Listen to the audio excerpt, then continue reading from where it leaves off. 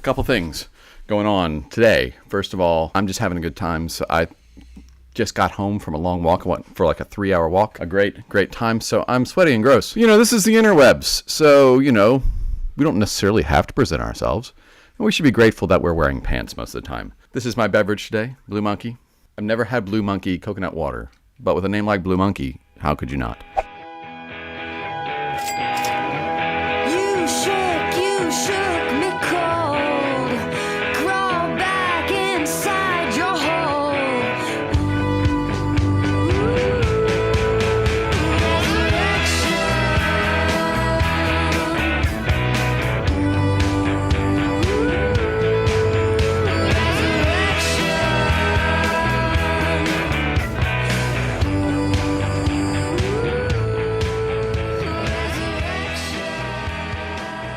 Oh my gosh. So this is busted stuff. It just is. Today, this is a response from my video from last week on anxiety. 4 of you responded. 5 of you, really. Let's see here. I've got Ryan, I got Magpie Girl, I got Steve, I got Larry, and Dave. Dave, you responded on Facebook, and that's awesome. So thank you. We're going to try to respond to everybody here. First to Ryan. My wife and I decided that we would quit our jobs. She would quit her job as a nurse, and that I would quit my job as an office manager, and that we would go travel the world, which is something that we've always wanted to do. So we did, and we're currently in Prague, and the past 9 months have been nothing short of abundant life. In fact, they've been the definition of abundant life, from meeting people, visiting new places, trying new foods and beers from places all over the world. It's just been a fantastic experience, but it's helped allay some anxiety. It's helped us see the world in new and different ways and help us shape our thoughts about our future and what we want to do next and where we want to be. We're still anxious. We still have many conversations about where we go next, what we do once we're finished with this journey, but every day we're amazed at the abundant life around us through new relationships and new friendships, being able to witness and be a part of different expressions of faith. So I guess my advice or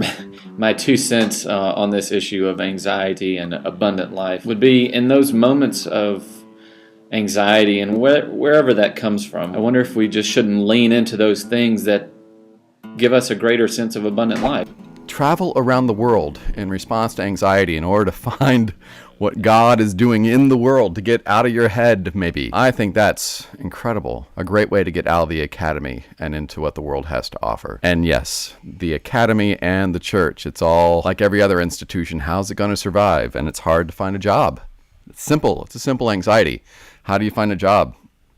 Maybe we shouldn't worry so much. So get out, get into what feeds you. You say lean into what feeds you. I really love that. Beautiful stuff. So thank you for that. Magpie Girl. Hey, this is the first time you and I have really engaged one another. I've seen you around the internets. So thank you for your response and your very generous response. I shared it. It's beautiful. So thank you again for that. I grew up in the church and I was an ordained minister when I stepped out of the institutionalized church entirely. And that was because the practices of Christianity were not helping me live out the values that I was seeing being taught in the words of Jesus. Singing, listening to sermons, Bible studies just weren't helping me extend the loving hand of Jesus out into the world. Really, I was spending all of my time in the 4 walls of the castle and none of my time out in the world, which is really the majority of the kingdom is out beyond the castle wall. And so I stepped entirely outside of the institutionalized church. We have a little group called Flock online. Some of them are churched or have 1 foot in the door and 1 foot out, or totally unchurched, never been churched, spiritual but not religious, nuns, religious. And we help each other find right fit spiritual practices that let us live out our values in the world.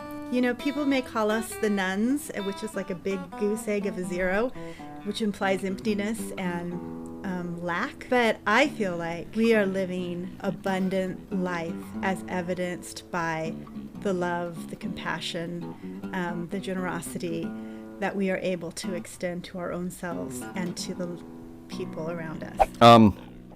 Get out beyond the castle walls. The church is not a castle, it's a kingdom. And so how do we get out of the castle and into the kingdom? I really loved that idea just as a question.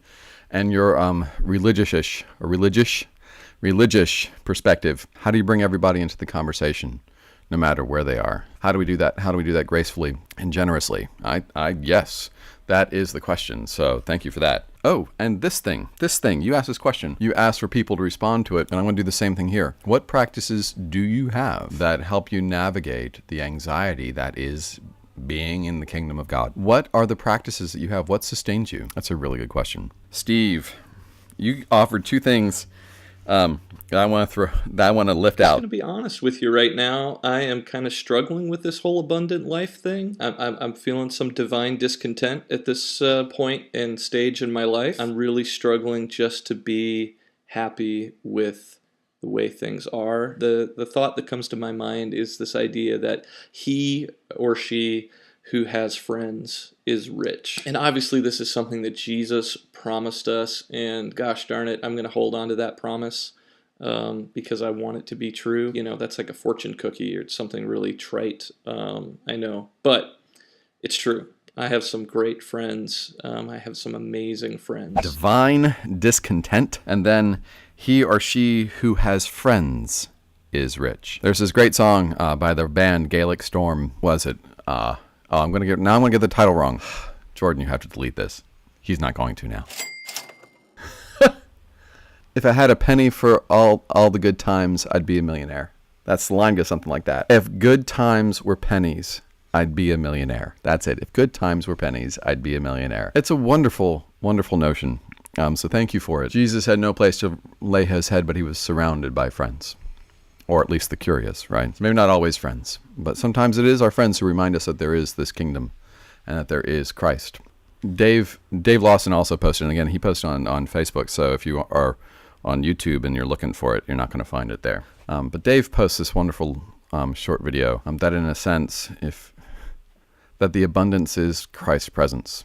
Put a very shorthand on it. In regards to the idea of the nuns and the idea of happiness, I would think that there is no mention of the word happiness from Jesus or in the Gospels or in the Bible, but there is the word blessed, and oftentimes that is, if not translated, at least used in place of the word happy. And think about the word abundance, and I think about how it means fullness. So maybe we can't have or aren't guaranteed happiness. However, we can live blessed, full lives.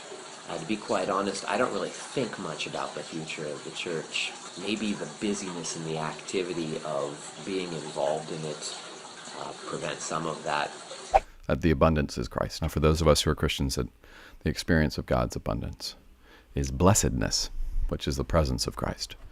That we're not actually, no one promises happiness. It doesn't say in the Bible, everything is fair, or you will be happy, but you will be blessed, which is different. So in America, where we have the pursuit of happiness, maybe Christianity should be marked by the reception of blessedness, not the pursuit of it, because you can't get to it from here, but the reception of it. David's very smart. You're all very smart. I'm going to stop asking for video responses. You're all way too smart. So, right. And Larry's bringing it like usual. Guys, if you don't know Larry Kampfhausen from Church of Jesus Christ Reconciler in Chicago, you need to get to know Larry Kampfhausen from Church of Jesus Christ and Reconciler in Chicago. Chicago's north side. The way to abundance is for me then a very particular path that may not look like happiness, the American dream. And well, sure, I can say that my life is full of friends, I have family, and I'm very thankful for all those things, but I don't know if that is necessarily the abundant life that Jesus speaks of. Jesus is saying that I come to bring you abundant life. If we are talking as Christians, we need to ask deliberately, openly, about the way of the cross. Larry's a bit of a badass. A goth priest. Badass. It happens. Larry really wants to push it, that maybe the anxiety we experience is that Jesus actually calls us into a thing we can't get to. That what Jesus is calling us into is the cross. And the reason why it's anxiety producing is because it's not actually about the buildings or the 2.4 kids or even about our friendships and our loved ones. That even that is not abundance. The abundance is actually found in the cross and Christ's resurrection. That is the center of how we live. Christ the center. Bonhoeffer's famous book. How do we, as Christians, navigate the anxiety that simply is found in following Christ. That the abundance of what is the kingdom actually scares the shit out of us. Because it's not the kind of abundance we think of. It's not cheers. You walk in and everyone knows your name, as beautiful as that may be. That the abundance of the kingdom of something different, and it scares the shit out of us.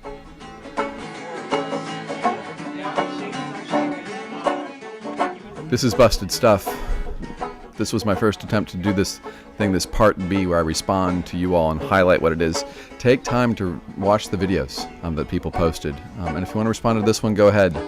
These threads will be short. So respond to one another's videos. Do that. That would be fantastic.